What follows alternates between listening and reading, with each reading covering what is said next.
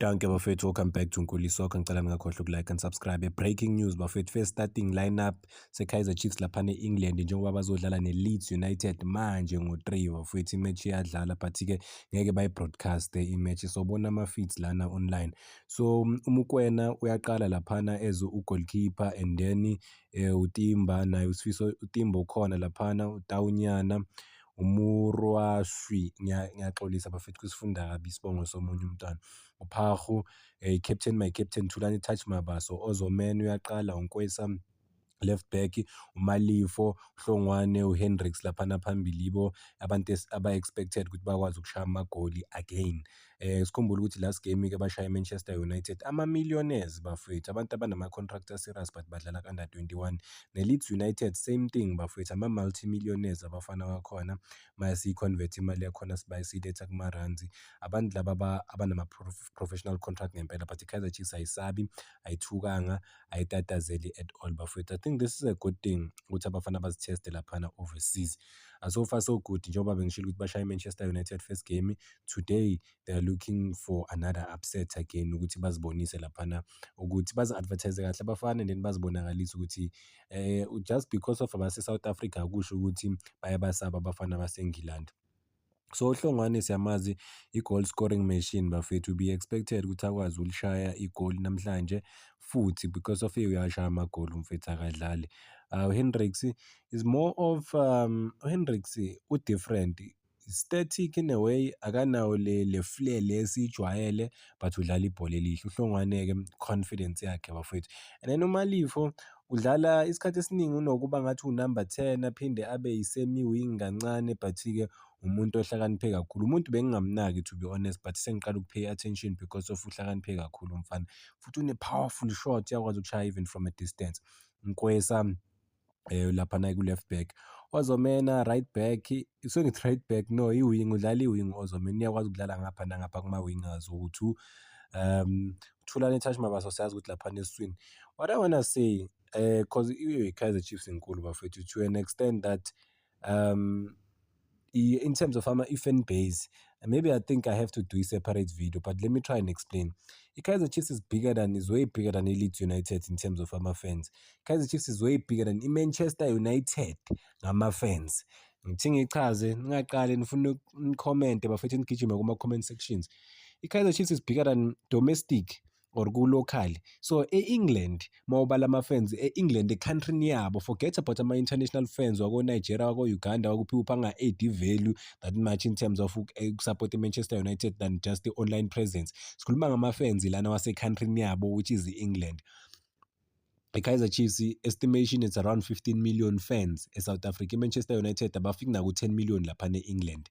Leeds United cause wonke ama-teams wase-England bafethu anama-fans wonke, whether i-team encane, i-team enkulu, banama-fans, core fans abaye e-stadium noma kuthola ukuthi abaye e-stadium but-ke ama-fans weqiniso yabo. England, i-Manchester like for example is the most supported team e-England but inamba yakhona mawuyibheka ayilingani ne-Kaizer Chiefs. Kaizer Chiefs masibheka nje country to country is way bigger than Manchester United, but obviously when you go international ubheke i-Manchester United will be bigger than i-Kaizer Chiefs, but locally country to country abayishaya Manchester.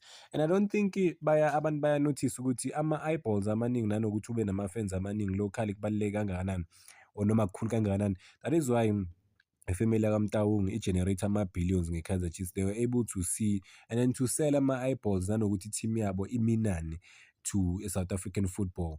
Just that ukuthi globally abanawo lawo ma-eyeballs amaningi because of badlala ebholeni lase-Africa, but in terms of like locally, and I think thina we unique bafethu because of amanye ama-league ko-Nigeria, i-league yase-Nigeria abanandaba nayo to be honest. Angithi bafethu ama-Nigerians afocusa ko-Manchester United, they are crazy about Barcelona, whereas thina ngapha umuntu usupport i-team yakhe iBarcelona uyayibona nje la ayibona khona but akusi-fanatic leli lithi ama-die hard whatever, no, ayikho leyo nto leyo.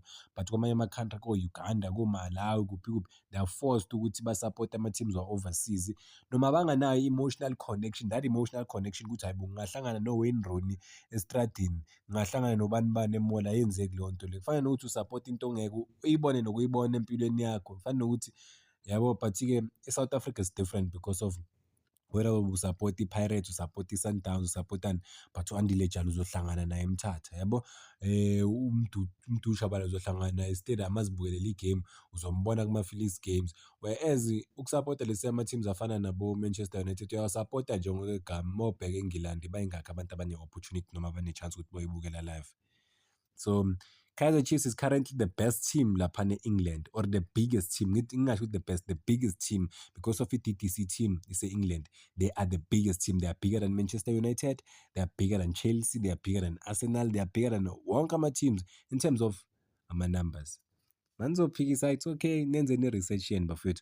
But yeah, abafana I think ba-motivated bafethu ukuthi bakwazi ukuwina.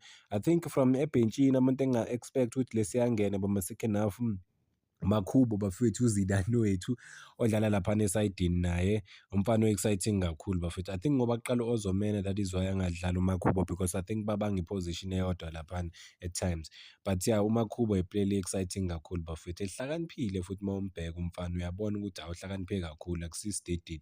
So yibo abafana laba. Nombuthi iplayer right kakhulu bafethu, uGumede. Akhona namanye ama-player exciting.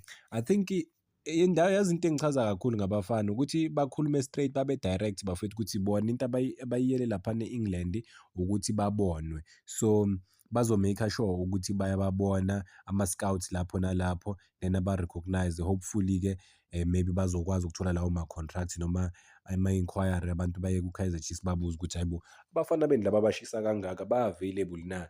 Obviously-ke nale game le abayidlalile ne-Manchester United already ba-create leyo buzz le ngokuthi bakwazi ukushaya i-Manchester, and ukukhulisa i-profile ye-Chiefs ukuthi mani kune-team la, and inkulu yase-South Africa inabafana abadlala kahle kakhulu. So maybe from lawo ma-moments lawo kungenzakala something. But yeah, good luck to the boys. Bakwazi ukuphusha, bakwazi ukushaya isibhaxu futhi namhlanje bafethu. Isikhathi sokudlala sikho, ku-late kabi bafethu, ku-late. So sibafisela inhlanhla njengoba ngisho bafethu emechini enkulu, cause ayikho imeshi encane, cause you never know ukuthi ubani ubukela. But-ke mina I trust uThulani Touch Mabaso, I trust uNkwesa laphana ku-left back, I trust uHlongwane laphana phambili. Ozomena sikhumbule ukuthi last game yelokhunjani, even ye-DDC before behamba washaya 2 goals against i-Chippa United laphana e-PE. So umdlali une-confidence futhi umdlali o-expected ukuthi abe ne-big future ahead, cause abantu abaningi yazi enye into e-inspire lesilabafana, or sometimes yaba-discourage ukuthi abafana bebadlala nabo ku-DDC team sebelaphana ku-first team and badlala week in and week out. Lesiyabo uMdudu Shabalala, abantu abaningi badlalile noMdudu Shabalala, but-ke uMdudu Shabalala izinto zabo zivele zahamba fast, whereas abanye abafana izinto ziyadilya. But-ke they don't have to lose it, they just have to keep believing, yabo, ukuthi nelabo ilanga lizofika bafethu. Ngicela ukuyibamba la. Thank you bafethu, ngicela ningakhohlwa uku-like and subscribe, making sure ukuthi i-page ilifika ku-15,000 subscribers.